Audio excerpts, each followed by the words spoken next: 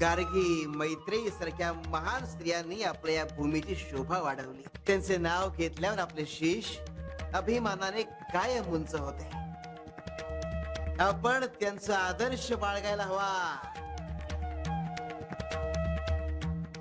बोला जय जय राम कृष्ण हरी. परंतु काही काळात स्त्रियांचा काळ बदलला. आपल्या या समाजात अनेक वाईट प्रथा पसरू लागल्या आणि स्त्रियांचे महत्व कमी होत गेले. स्त्री आता देवी राहिली नसून फक्त चैनीची वस्तू झाली. लोक हो, स्त्रियांच्या विकासाशिवाय हा समाज अपूर्ण आहे. जर पुरुष शिव आहे तर स्त्री शक्ती आहे. जर पुरुष अस्तिक असेल तर स्त्री पूजनीय आहे. जर पुरुष पौरुषमय असेल तर स्त्री लक्ष्मी आहे.